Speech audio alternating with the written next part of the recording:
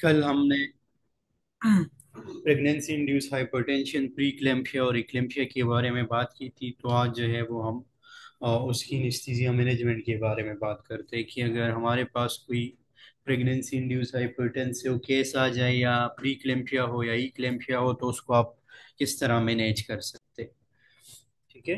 तो इसकी मैनेजमेंट जो है, एक तो मैंने आप लोगों को बताया था कि इसकी एक डिफिनेटिव ट्रीटमेंट है, और वो यही है कि जो प्रॉब्लम थी तो वो कल आप लोगों को अंदाज़ा हो गया होगा। जो मेन प्रॉब्लम है तो वो जो प्लेसेंटा है उसमें प्रॉब्लम है।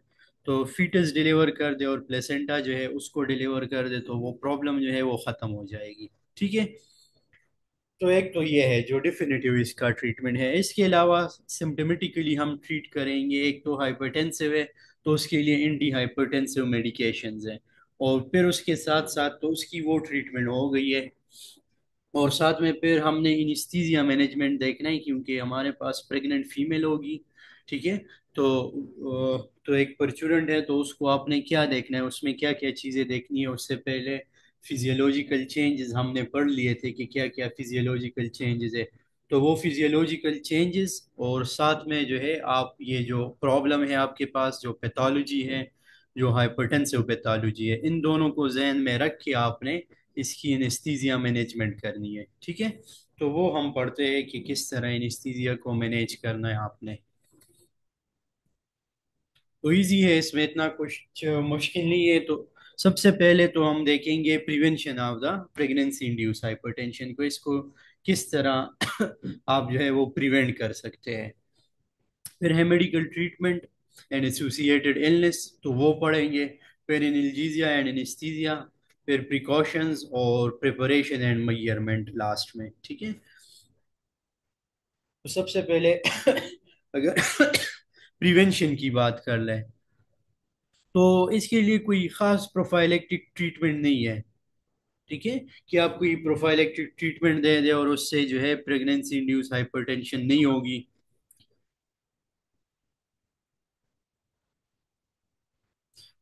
तो कोई खास प्रोफाइलेक्टिक है नहीं, क्योंकि आपके पास तभी होती है जो जब कल हमने बात की थी कि अगर आपके पास जो है कोई प्रॉब्लम आ जाए। ठीक है। तो और वो मोस्टली जो इम्यून, हमने कहा था कि इम्यून सिस्टम है वो इन्वॉल्व है ज़्यादातर। तो उसको आप कोई डिटेक्ट नहीं कर सकते, आप उसको अंदाज़ा आपको नहीं होगा कि ये इस पेशेंट में होगा, तो इसको आप प्रिवेंट कर ले। या इस तरह की कोई प्रिवेंटिव स्ट्रेटजी नहीं है जिससे उसकी आप जो है प्रोफाइलेक्टिक मैयर कर ले और उससे ना हो। तो कुछ खास इस तरह नहीं है, लेकिन कहते हैं कि no effective prophylactic treatment but some obstetrician में यूज लो डोज एस्पिरिन और कैल्शियम सप्लीमेंट।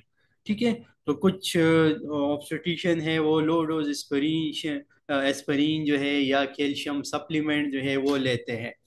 किस लिए लेते हैं, तो एक तो आपके पास कैल्शियम सप्लीमेंट इसलिए होगा कि जो हमारे पास वेजोस्पाज्म होता है ना, जो स्पाज्म होगा, जो वेजो कंस्ट्रिक्शन होगी, तो उसको जो है प्रिवेंट करने के लिए वो दे सकते हैं। और इसके साथ जो क्लॉटिंग आपके पास होगी, जो कल हमने बात की थी कि क्लॉटिंग भी होती है, तो उसके लिए लो डोज एस्पिरिन जो है वो आप यूज कर सकते हैं। ठीक है। अब प्रिवेंशन मोस्टली आप ये कर सकते हैं कि अगर आप इसको अर्ली डिटेक्ट कर ले, जिस तरह PIH है आप उसको डिटेक्ट कर ले। ठीक है। प्रेगनेंसी इंड्यूस हाइपरटेंशन को डिटेक्ट कर ले और आप उसको टाइमली ट्रीट कर दे, ताकि उसकी प्रोग्रेशन ना हो, मतलब वो प्री क्लेम्शिया में, फिर सेवियर प्री क्लेम्शिया में और ई क्लेम्शिया में कन्वर्ट ना हो जाए। तो एक तो ये है कि आप उसकी प्रिवेंशन इस तरह कर सकते हैं कि उसको अर्ली डिटेक्ट कर ले और उसकी जो प्रोग्रेशन है उसको स्लो डाउन कर ले, या इसको हॉल्ट कर दें, मींस इसको स्टॉप कर दें। ठीक है। अब अगर डिलीव आपके पास प्री इक्लेम्पिया हो जाए, तो उसके लिए आप और पेशेंट जो है वो आपके पास टर्म हो। ठीक है। अगर 38 वीक या 36 वीक्स तक आपके पास हो, तो उसके लिए फिर आप ये नहीं करेंगे कि वेट करेंगे कि वो खुद डिलीवर हो जाए, बल्कि आपने मतलब, क्योंकि इसके लिए डेफिनेटिव ट्रीटमेंट तो यही है डिलीवरी, तो फिर आपने डिलीवरी का वेट नहीं करना, अगर जो फीटस है वो एट टर्म है। ठीक है। लेकिन अगर एट टर्म नहीं है, प्री टर्म है, तो उसके लिए फिर आप जो है अगर पॉसिबल हो तो आपने उसको डिले करना है। और तब तक जो है वो आप जो पेशेंट होगा उसको स्टीरॉयड देंगे ताकि फीटल जो लंग है उसकी मेचुरेशन स्टार्ट हो जाए। तो फीटल लंग मेचुरेशन तक आपने वेट करना है। जब फीटल जो है वो मेचुरेशन हो जाए, लंग मेचुरेशन, और वो खुद जो है ऑक्सीजनेशन स्टार्ट कर ले, मतलब वो खुद रिस्पायरेशन स्टार्ट कर दे, उसके बाद जो है फिर आप डिलीवरी कर सकते हैं। तो एक तो ये है कि when preeclampsia is develop in term there is no advantage to delay delivery, delaying delivery. ठीक है, तो आप डिलीवरी को डिले नहीं करेंगे अगर एक टर्म हो आपके पास।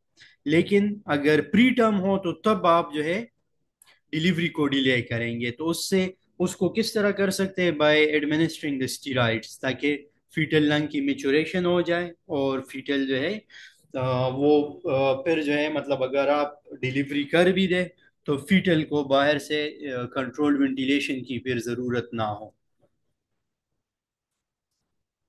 तो ये प्रिवेंटिव मेजर में आ गया। इसके बाद एंटी हाइपरटेंसिव थेरापी है। तो एंटी अगर ब्लड प्रेशर आपके पास जो है आपने उसको मेंटेन रखना है। Blood pressure pregnancy induce hypertension में जिस तरह हमने बात की थी कि वहां पे हम 140/90 तक होता है, ठीक है। तो वो अगर आपके पास हो तो वो नॉर्मल है, उससे इतनी पेशेंट को कोई ज्यादा प्रॉब्लम नहीं होगी। प्रॉब्लम तब होगी जब आपके पास जो ब्लड प्रेशर है वो बहुत ज्यादा हो जाए, क्योंकि उससे हमने पढ़ा कि लास्ट में आपके पास फिर जो है वो प्रॉब्लम स्टार्ट हो जाएगी और एंड ऑर्गन जो है वो डैमेज होगा। ठीक है, तो आपने उसको प्रिवेंट करना है। तो उसको किस तरह प्रिवेंट कर सकते हैं कि अगर हाइपरटेंसिव हो जाए तो आपने ब्लड प्रेशर को नॉर्मल रखना है और उसको कंट्रोल करना है बिलो 160/110।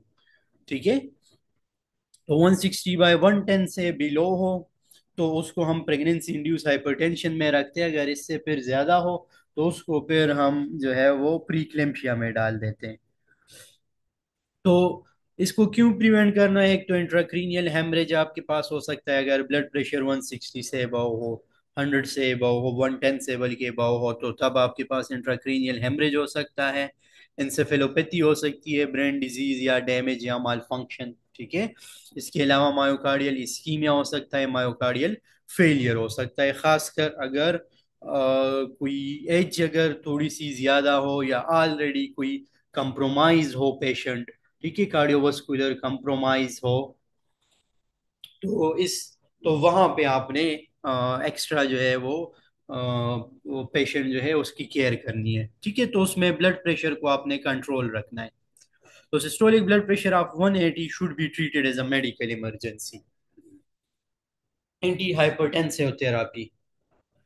एंटी हाइपरटेंसिव थेरापी में आप क्या क्या दे सकते हैं? तो एक तो है हम बीटा ब्लॉकर जो है वो दे सकते हैं। ठीक है, तो एक जो है वो आप बीटा ब्लॉकर्स दे सकते हैं। इसके अलावा इसके अलावा जो है बीटा ब्लॉकर तो उसमें लेबिटोलोल जो है मोस्ट कॉमनली यूज होता है। ठीक है, लेबिटोलोल जो है 300 milligram to 2400 milligram per day तक दे सकते हैं, मतलब 5 to 10 मिलीग्राम आईवी इसको दे सकते हैं। इसके अलावा है मिथाइल डोपा। तो मिथाइल डोपा जो है ये आजकल यूज नहीं होता, ये भी सेंट्रली एक्टिंग सिंपैथोलाइटिक एजेंट है। ठीक है, जो कि अल्फा 2 एड्रीनर्जिक एगोनिस्ट है मिथाइल डोपा। लेकिन आजकल पहले ज्यादा यूज होता था, आजकल क्योंकि न्यू मतलब beta blockers, calcium channel blocker, ACE inhibitor आ गए हैं, तो मिथाइल डोपा इतना ज्यादा यूज नहीं होता। लेकिन प्रेगनेंसी में इसको हम यूज कर सकते हैं। तो उसकी डोज जो है मैक्सिमम डोज 4 ग्राम पर डे है। ठीक है, और इसको बीडी में देते हैं 2 time a day, 250 to 500 milligram देते हैं। इसके अलावा कैल्शियम चैनल ब्लॉकर जो है वो आप पेशेंट को एडवाइस कर सकते हैं nifedipine 10 to 20 milligram every 4 hourly, या इसके अलावा एस इनहिबिटर है। लेकिन एस इनहिबिटर में प्रॉब्लम ये होगा कि वो ओलिगोहाइड्रोमनियस आपके पास वो कास करेगा और न्यूनेटल रीनल फेलियर उसमें हो सकता है। तो उसको इसकी वजह से एस इनहिबिटर जो है इसको it is better to avoid the ACE inhibitor during pregnancy. बाकी नॉर्मली जो है हम जितने ड्रग हम एंटी हाइपरटेंसिव ड्रग यूज़ करते तो आप प्रेगनेंसी के दौरान उसको यूज़ कर सकते। बट जो बेस्ट हमारे पास ऑप्शन है वो बीटा ब्लॉकर्स है। ठीक है। अच्छा, रैपिड कंट्रोल प्री ऑपरेटिवली, अगर प्री ऑपरेटिवली रैपिडली कंट्रोल करना है तो उसके लिए labetalol 5 to 10 milligram IV every 10 minute. Hydralazine जो है वो दे सकते हैं 5 milligram to maximum 20 milligram. First dose जो है is given in 500 ml crystalloid fluid.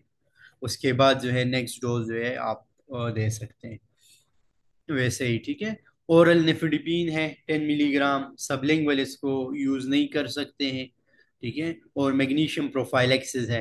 अब मैग्नीशियम प्रोफाइलेक्सिस जो है ये बहुत इंपॉर्टेंट है, और प्रेगनेंसी में हम इसको यूज करते हैं, ठीक है, प्री इक्लेम्पिया में, ताकि हमारे पास इक्लेम्पिया ना हो। तो मैग्नीशियम प्रोफाइलेक्सिस क्या करता है, या मैग्नीशियम क्या करता है, जो आपके पास कन्वुल्शंस आते हैं तो उस कन्वुल्शन की प्रिवेंशन करते हैं। तो इसको हम, अगर एक पेशेंट हो और आपके पास आपको अंदाजा हो कि इसको प्री इक्लेम्पिया है, ठीक है, और उसको मतलब कोई प्रॉब्लम हो, या उसको लिवर जो है जो ट्रांसअमीनेज होते हैं आपके पास, अगर वो इंक्रीज हो जाए, या इसी तरह आपके पास प्लेटलेट जो है उसकी काउंट जो है वो कम हो जाए, या हीमोलाइसिस हो, या हेल्प सिंड्रोम हो, या सेवियर फॉर्म ऑफ प्रीक्लेम्पिया हो, तो उसमें आप फिर यही कहेंगे कि it may goes into the eclampsia, ठीक है, it can progress into the eclampsia. तो उसमें आप प्रोफाइलेक्टिकली क्या करें, पेशेंट को मैग्नीशियम जो है वो एडवाइस कर लें, मैग्नीशियम पेशेंट को दे दे। तो मैग्नीशियम जो है वो कन्वुल्शन को प्रिवेंट करेगा। तो जो प्री इक्लेम्पिया होगी वो सवेर फॉर्म में नहीं जाएगी, या प्री इक्लेम्पिया आप कह लें कि वो प्रोग्रेस नहीं होगी इक्लेम्पिया में। तो मैग्नीशियम प्रोफाइलेक्सिस जो है वो हम दे सकते हैं।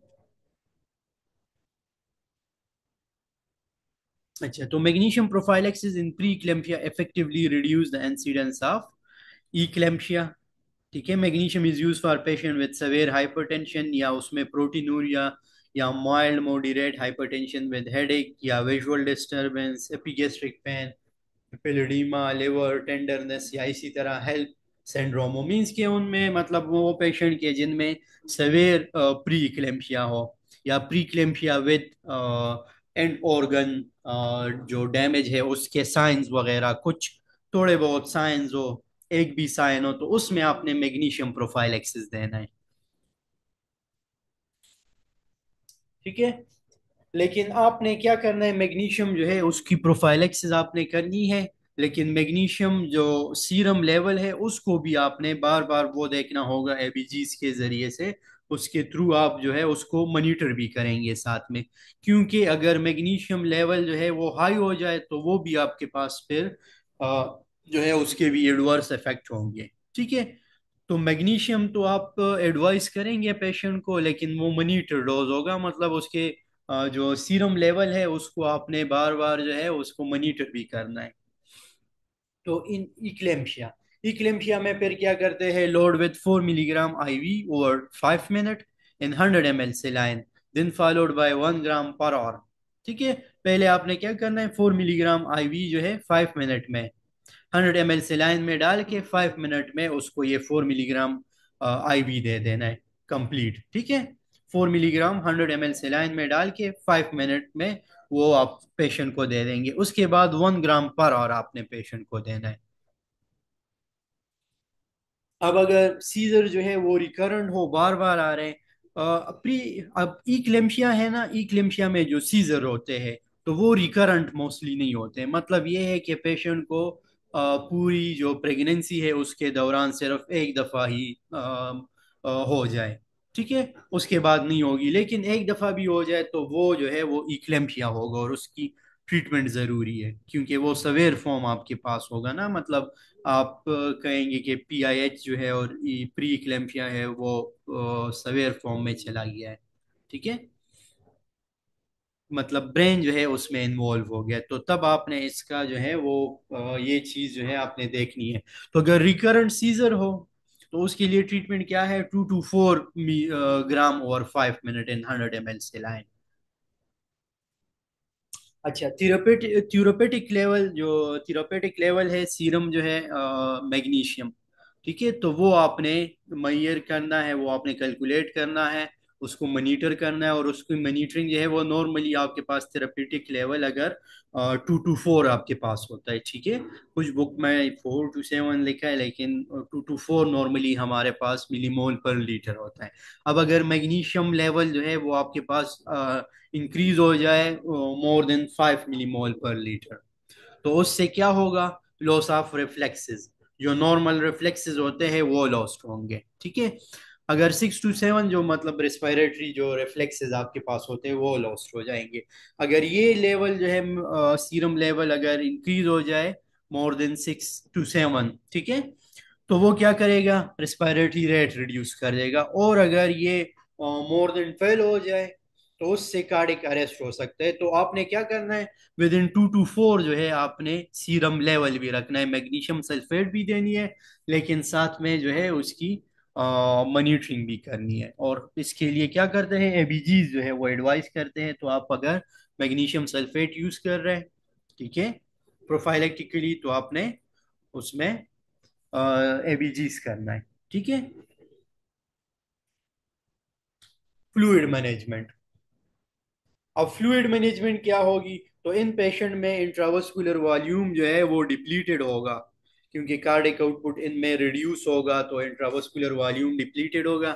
लेकिन टोटल बॉडी वाटर जो है इंक्रीज होगा, क्योंकि प्रेगनेंसी है, और प्रेगनेंसी के दौरान हमने कहा था कि वहां पे टोटल फ्लूइड बॉडी, जो टोटल बॉडी फ्लूइड है वो इंक्रीज हो जाता है, ठीक है। और एडिमा के चांसेस भी ज्यादा होते हैं। तो उसमें आपने पेशेंट को देखना है, इंट्रावस्कुलर वॉल्यूम तो डिप्लीट है, तो उससे अगर आप पेशेंट को वॉल्यूम एडवाइस करेंगे और वॉल्यूम देंगे, तो उससे प्रॉब्लम ये होगी कि ऑलरेडी टोटल बॉडी वाटर जो है वो इंक्रीज है, और वो अगर जो है इंटरस्टिशियल स्पेसेस में जाएगा, ठीक है, तो फिर वो आपके पास इडीमा काज कर सकता है, तो पल्मोनरी इडीमा के चांसेस भी इंक्रीज होंगे। तो इस चीज का आपने ख्याल रखना है, ठीक है। तो intravascular volume is depleted but total body water is increase, excessive fluid में कास पल्मोनरी इडीमा, ठीक है। तो दोनों चीज का ख्याल रखना है आपने, ना जो है वो फ्लूइड आप कम करेंगे, क्योंकि इंट्रावस्कुलर वॉल्यूम डिप्लीट है। तो इंट्रावस्कुलर वॉल्यूम डिप्लीट है, तो हमने कहा था कि कार्डिक आउटपुट कम होगा, ठीक है। अगर मतलब वॉल्यूम कम है हमारे पास, इंट्रावस्कुलर आईवी वॉल्यूम जो है वो रिड्यूस है, तो उसकी वजह से कार्डिक आउटपुट कम होगा, और कार्डिक आउटपुट कम होगा तो यूटेराइन ब्लड फ्लो जो है वो कम होगा।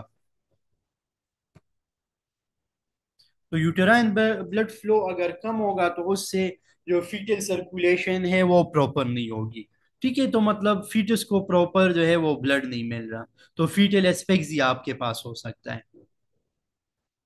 तो एक तो आपने इंट्रावस्कुलर वॉल्यूम जो है जो रिड्यूस हो गए, डिप्लीटेड हो गया, तो इसको आपने पूरा करना है।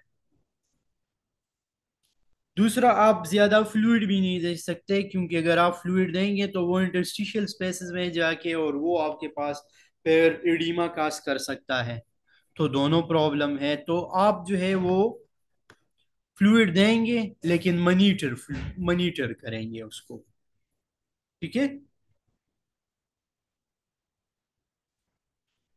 तो आपने फ्लूइड जो है उसको मैनेज करना है दोनों तरीकों से, ना आप फ्लूइड ज्यादा दे सकते हैं, ना आप उसको कम देंगे, दोनों में प्रॉब्लम होगी। तो क्या करते हैं? अंडर फिलिंग, तो एक्सेसिव फ्लूइड में cause pulmonary oedema, under filling में compromise foetal circulation and renal function, ठीक है। और फीटल एस्पेक्सिया हो सकते हैं। तो unit should be followed a fluid management protocol. आपने किस तरह करना है? फ्लूइड मैनेजमेंट प्रोटोकॉल जो है उसको फॉलो करना है।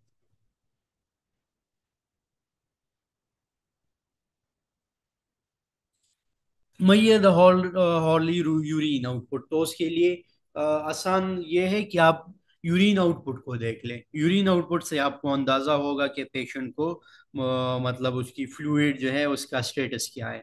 तो फ्लूइड स्टेटस को यूरिन आउटपुट से आप उसको मॉनिटर कर लें, ठीक है। Usually the fluid intake should be limited to 80 ml per hour. आपने जो फ्लूइड इनटेक है उसको less than 80 ml per hour तक रखना है, उससे ज्यादा नहीं करना, या उससे ज्यादा कम भी नहीं करना, ज्यादा भी नहीं करना। दोनों जो है वो प्रॉब्लम होंगे। एक से मदर को ज्यादा प्रॉब्लम होगी अगर आपने इंक्रीज कर लिया, अगर डिक्रीज कर लिया तो उससे ज्यादा वो उसको जो मेन प्रॉब्लम होगी तो वो फीटस को होगी।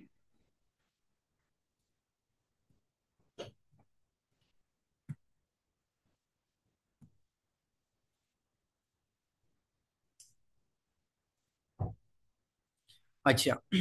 Avoid fluid loading before regional anaesthesia. जिस तरह रीजनल एनेस्थीसिया में हम अक्सर फ्लूइड लोडिंग कर देते हैं, हम मॉनिटर वैसे करते नहीं, अक्सर यही हमारा प्रोटोकॉल होता है।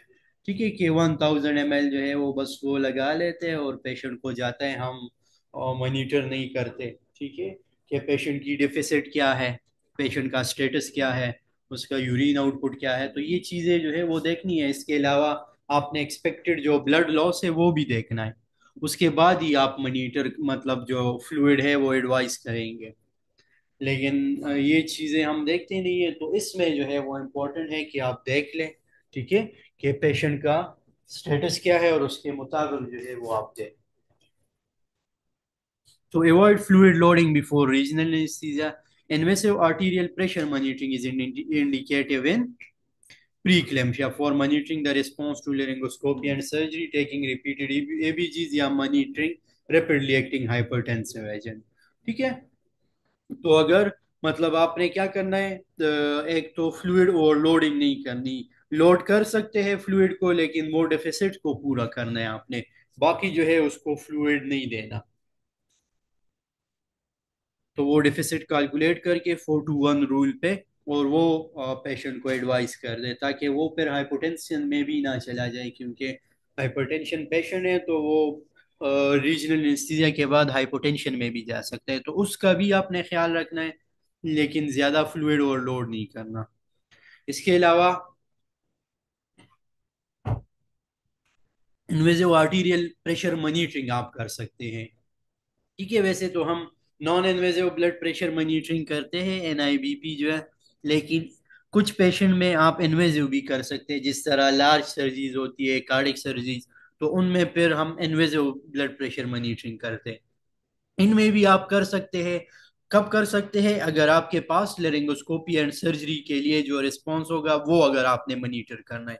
क्योंकि इसका फायदा क्या होता है इन्वेजिव आर्टीरियल मॉनिटरिंग का? इसका फायदा ये है कि ये हमें बीट बीट टू बीट मतलब करते हैं। ठीक है, बीट टू बीट जो है, हर एक बीट के साथ हमें ब्लड प्रेशर जो है वो देता है कि उसमें कितनी चेंजेस आ रही है। तो लेरिंगोस्कोपी के दौरान या सर्जरी के दौरान, अगर खासकर अगर पेशेंट को ज़्यादा पेन हो रहा है, या पेशेंट की वो प्री क्लेम्शिया है या इक्लेम्शिया है लेकिन सवेयर फॉर्म है, तो उस दौरान पेशेंट में काफ़ी प्रॉब्लम्स होगी।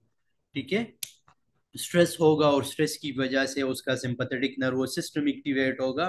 तो उस चीज़ के लिए आप फिर क्या कर सकते हैं, इन्वेजिव आर्टीरियल मॉनिटरिंग कर सकते हैं, ताकि रिस्पॉन्स का आपको अंदाजा हो, टाइमली रिस्पॉन्स का अंदाजा हो जाए और टाइमली उसको मैनेज कर ले। इसके अलावा अगर आप जो है रिपीटेड एबीजीज करेंगे, जिस तरह मैंने आप लोगों को बताया कि हम जो है अगर प्रोफाइलेक्सिस करेंगे तो उस प्रोफाइलेक्सिस के लिए मैग्नीशियम सल्फेट अगर देंगे तो उसके लिए एबीजीज करना है। तो अगर आप बार बार एबीजीज करेंगे तो उसके लिए बार बार आप आर्टीरियल जो है वो ब्लड लेंगे। तो उसके लिए अच्छा ये है कि आप आर्टीरियल कैनुलेशन कर ले और उससे फिर जो है वो ब्लड लेंगे। ठीक है। और इसके अलावा अगर रैपिडली एक्टिंग हाइपरटेंसिव एजेंट आप पेशेंट को दे रहे हैं और उसके लिए आप मॉनिटर कर रहे हैं कि ये ज्यादा पेशेंट हाइपोटेंशन में ना चला जाए, तो उस उसके लिए भी आप इन्वेजिव आर्टीरियल प्रेशर मॉनिटरिंग करेंगे। लेकिन ये मोस्टली पेशेंट में तब करेंगे अगर पेशेंट हीमोडायनेमिकली अनस्टेबल होगा। अगर हीमोडायनेमिकली थोड़ा भी स्टेबल होगा तो उसमें आप आर्टीरियल प्रेशर मॉनिटरिंग नहीं करेंगे। एनआईबीपी से हो सकता है तो फिर आर्टी इन्वेजिव की जरूरत नहीं होगी। Epidural analgesia and anaesthesia. ठीक है। तो इनमें जो प्री इक्लेम्शिया या इक्लेम्शिया के पेशेंट होंगे तो उनमें बेस्ट चॉइस क्या होगा? जितने भी प्रेगनेंसी है तो प्रेगनेंसी के लिए तो सबसे पहले हमारा जो गुड चॉइस होगा एनेस्थीसिया या एनाल्जेसिया, तो गुड चॉइस हमेशा एपिड्यूरल ही होता है। ठीक है, गुड चॉइस हमेशा एपीड्यूरल है। क्यों एपीड्यूरल का फायदा? एक तो ये है कि वो आपके पास जो सिंपैथेटिक स्टिमुलेशन वगैरह, एयरवे मैनिपुलेशन जो होगी सब कुछ, तो वो नहीं होगा, पेन इस तरह नहीं होगा, उसको आप मॉनिटर कर सकते हैं, ठीक है। जो पेशेंट है हीमोडायनेमिकली वो आपके पास स्टेबल रहेगा इसमें, ठीक है। ब्लड प्रेशर जो है वो ज़्यादा नहीं होगा, हाइपरटेंशन में पेशेंट नहीं जाएगा। तो ये अच्छी मतलब ये पेशेंट को इसका फ़ायदा होगा। और दूसरा ये है कि अगर आपके पास पोस्ट ऑपरेटिव पेन वगैरह होगा तो उसके लिए है, उसके लिए आपने एपिड्यूरल जो एनाल्जेसिया या एपिड्यूरल आपने दे दिया है, ठीक है। तो एपिड्यूरल आप कैनोलेशन कर ले तो उससे पेशेंट को फायदा होगा। फिर कंटिन्यूस एपिड्यूरल आप दे सकते हैं, पोस्ट ऑपरेटिवली भी दे सकते हैं। तो पोस्ट ऑपरेटिव पेन जो है उसकी मैनेजमेंट भी कर सकते हैं। तो epidural analgesia specifically for labor analgesia and preeclampsia. It provide excellent pain relief, ठीक है। It invade the hypertensive response to pain, वो कम करता है। इसके अलावा it reduce the circulating stress related hormone and hence assist in controlling arterial blood pressure, ठीक है। जो स्ट्रेस रिलेटेड जो आपके पास केटिकोलामीन रिलीज होते हैं ड्यूरिंग द स्ट्रेस, इसके अलावा स्टीरॉइड्स, कोर्टिसोल्स वगैरह वो रिलीज होते हैं during the stress, surgical stress की वजह से। तो वो नहीं होगी आपके पास, क्योंकि सिंपैथेटिक जो है वो ब्लॉकेड हो जाएगी। सिंपैथेटिक ब्लॉकेड होगी तो स्ट्रेस रिलेटेड हार्मोन्स रिलीज नहीं होंगे, और वो रिलीज नहीं होंगे तो वो स्ट्रेस रिलेटेड हार्मोन्स जो है वो आपके पास हाइपरटेंशन भी काज करते हैं और साथ में वो डायबिटिस मेलाइटिस भी काज करते हैं, ठीक है। तो दोनों आपके पास इसका फायदा होगा। स्पेसिफिकली अगर बात करें आर्टीरियल ब्लड प्रेशर की है। अच्छा, it improves utero placental blood flow, इसके अलावा जो यूटीरो प्लेसेंटल ब्लड फ्लो होती है इसको इम्प्रूव करता है। These women have a higher incidence of C section and presence of epidural allow extension of the block, ठीक है। तो इनमें ज्यादातर वुमेन को सी सेक्शन होगी, मतलब उनको सी सेक्शन एडवाइस करेंगे उनको, क्योंकि मोस्टली टर्म जो है मतलब वो पूरा नहीं होता, प्री टर्म नहीं होते लेकिन टर्म होते हैं, लेकिन डिलीवरी नॉर्मल नहीं होती। तो उसके लिए फिर सी सेक्शन एडवाइस करते हैं, क्योंकि हमने जो है उसको ट्रीट करना है। तो ट्रीटमेंट इसकी डिफिनेटिव ट्रीटमेंट जो मैंने आप लोगों को बताया कि वो वही है कि उसको फीटस को डिलीवर करना है। तो उसके लिए अगर इपिड्यूरल होगा तो वो सबसे अच्छा है। तो अगर इपिड्यूरल है तो इट इज़ वेरी गुड। अगर एक्सपर्टीज नहीं है या एपिड्यूरल आप एडवाइस नहीं कर सकते, एपिड्यूरल नहीं कर सकते, या सेंटर मतलब आपके पास इस तरह है जहाँ पे एपिड्यूरल नहीं हो सकता, तो फिर आप जो है स्पाइनल की तरफ जा सकते हैं। और अगर स्पाइनल भी नहीं है तो फिर जो है लास्ट ऑप्शन आपके पास जीए होगा, ठीक है। लेकिन जीए पर आगे हम बात करेंगे कि इस जीए में आपने स्पेशली इनके ईयरवे को देखना है, क्योंकि उस प्रेगनेंसी के दौरान ईयरवे काफ़ी चेंजेस आ जाती है। अच्छा, तो sir. Analgesia for vaginal delivery, effective epidural analgesia control excessive blood pressure during labour and is recommended, ठीक है। इफेक्टिव एपिड्यूरल एनाल्जेसिया जो है वो बीपी को कंट्रोल करता है, तो लेबर के दौरान जो है जो बेस्ट चॉइस है वो है एपिड्यूरल एनाल्जेसिया। अक्सर वैसे नॉर्मल जो डिलीवरीज होती है तो उनमें भी ये अक्सर जो हॉस्पिटल होते हैं उनमें एपिड्यूरल एनाल्जेसिया एडवाइस करते हैं।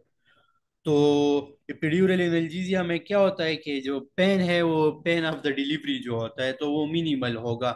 और आपके पास, क्योंकि एपिड्यूरल से आप लोगों ने पढ़ा होगा कि सबसे पहले अगर हम लोकल एनेस्थेटिक देते हैं तो वो सिंपैथेटिक ब्लॉकेड करता है, फिर जो है वो सेंसरी ब्लॉकेड और लास्ट में मोटर। तो एपिड्यूरल का फायदा ये होता है कि आप सिंपैथेटिक को ब्लॉक ब्लॉक कर देंगे, आप सेंसरी भी ब्लॉक कर देंगे, तो सिंपैथेटिक भी नहीं होगी, ब्लड प्रेशर वगैरह वो ज्यादा नहीं होगा, ठीक है।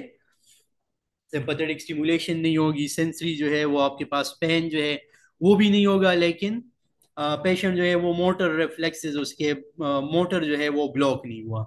तो मोटर ब्लॉक नहीं हुआ तो पेशेंट खुद जो है वो एफर्ट कर सकती है, ठीक है। तो इस वजह से आप लोग जो है वो कोशिश करें कि एपिड्यूरल जो है एपिड्यूरल सीख ले जिस सेंटर में एपिड्यूरल होता है।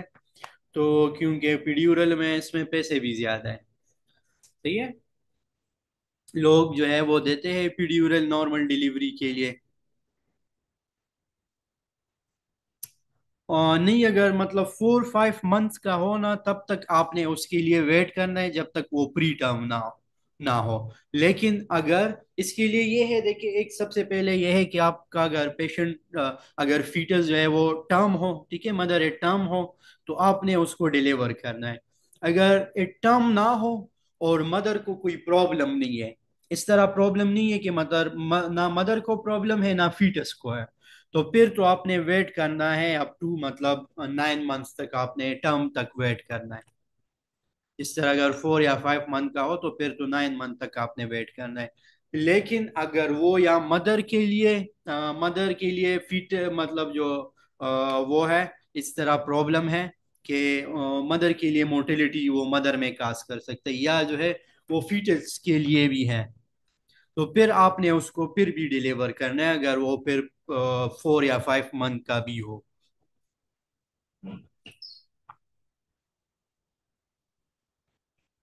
तो अगर वो मोर्टेलिटी काज नहीं कर रहा, इस तरह प्रॉब्लम नहीं कर रहा, तो उसको आपने डिलीवर नहीं करना, तब तक फिर वेट करना है। लेकिन टर्म हो तो फिर आपने डिलीवर करना है। अच्छा, तो मैं कह रहा था एपिड्यूरल एनाल्जेसिया की, ठीक है, तो कोशिश करें कि जहाँ पे एपिड्यूरल एनाल्जेसिया हो तो वो सीख ले एपिड्यूरल एनेस्थीसिया, किसी सेंटर में या जिस हॉस्पिटल में हो, क्योंकि इसकी एक्सपर्टीज इतनी ज़्यादा नहीं है, और ख़ासकर जहाँ पे फिर गायनी में आप लोग काम करेंगे तो उससे आप लोग जो है काफ़ी मतलब सीखने को भी बहुत कुछ मिलेगा, और इसमें जो है आपको पे भी अक्सर अच्छी मिलती है। अच्छा, effective epidural anesthesia control excessive blood pressure during labor and is recommended. Check platelet count before epidural analgesia. ठीक है, प्लेटलेट काउंट आपने चेक करना है before the epidural analgesia. Acceptable level of platelet count क्या है? If the platelet count is less than 1 lakh per liter, clotting screen is required. अगर 1 लाख से कम हो आपके पास प्लेटलेट काउंट जो है, तो आपने क्या करना है, फिर क्लोटिंग स्क्रीन आपने करनी है पेशेंट की। अगर क्लोटिंग स्क्रीन नॉर्मल है तो 1 लाख से कम पे भी आप एपिड्यूरल एनाल्जेसिया जो है वो एडवाइस कर सकते हैं। ठीक है, अगर प्लेटलेट काउंट जो है वो आपके पास 75,000 हो या इससे थोड़ा सा कम हो, और क्लोटिंग स्क्रीन जो है वो नॉर्मल है, तो फिर भी आप एनेस्थीसिया जो है वो दे सकते हैं। लेकिन अगर प्लेटलेट काउंट 75,000 पर लीटर से कम हो और जो क्लोटिंग स्क्रीन है वो एब नॉर्मल है, फिर आपने रिस्क एंड बेनिफिट को देखना है कि आपके पास रिस्क कितना है और बेनिफिट कितना है। तो अगर रिस्क फिर ज्यादा है, ठीक है, और बेनिफिट जो है वो कम है, तो फिर आप वो एडवाइस नहीं कर सकते। नॉर्मली हम जो है 75,000 जो है उस पे इनिस्थीजिया देते हैं एपिड्यूरल। उससे कम होता है तो उस पे हम स्पाइनल और एपिड्यूरल जो है वो पेशेंट को नहीं देते। वेट, 1 मिनट वेट कर लें।